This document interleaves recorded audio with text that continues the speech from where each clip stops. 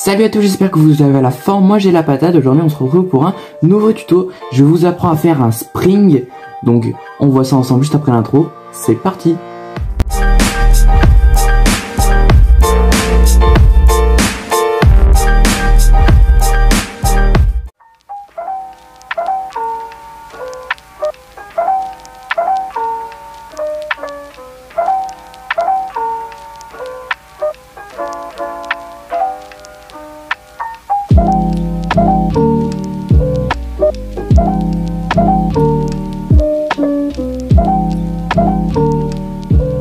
Le niveau de difficulté pour le spring, c'est facile puisque on va voir ensemble juste après dans les explications de la figure. Vous allez voir, c'est très simple.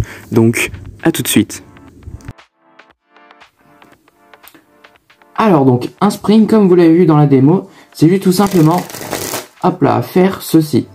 Donc, faire passer le jeu d'une main à une autre, mais de façon assez esthétique. Voilà. Donc en fait, c'est un peu comme si vous balancez les cartes une par une dans une autre main. Donc, pour faire du coup ce mouvement, c'est très simple.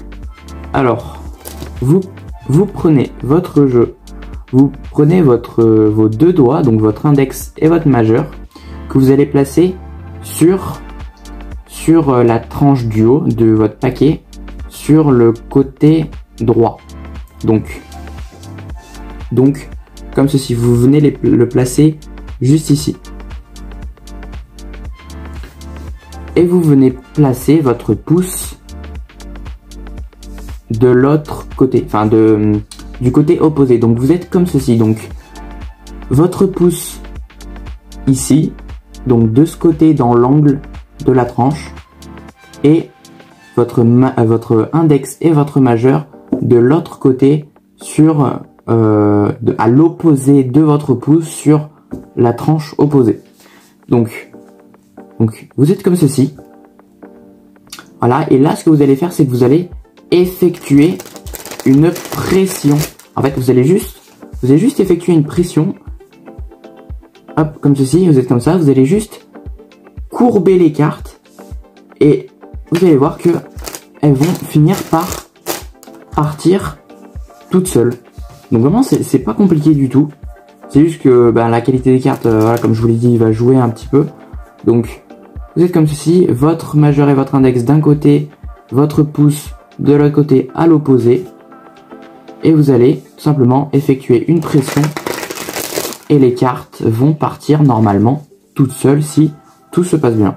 Donc au début vous allez voir, vous n'allez pas arriver à les rattraper. Vous n'allez pas arriver à les rattraper, voilà, comme ça par exemple. Mais vous allez voir qu'avec un petit peu d'entraînement, ça va aller beaucoup mieux. Donc vous effectuez une pression et vous venez, entre guillemets, balancer les cartes dans votre autre main.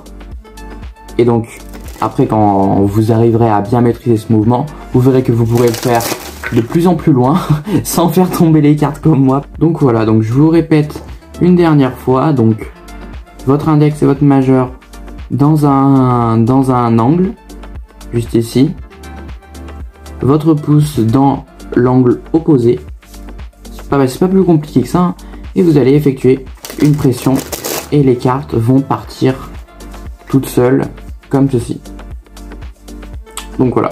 Au début, vous n'allez pas arriver à les rattraper, comme je vous l'ai dit, hein, ça va être compliqué, mais entraînez-vous, hein, dans ce domaine-là. De toute façon, c'est que l'entraînement qui peut faire. Donc entraînez-vous régulièrement, pas forcément beaucoup de temps par jour, hein, mais un petit peu et ça suffit, vous allez voir. Et puis, vous n'êtes pas obligé de rattraper le jeu de cartes non plus, hein.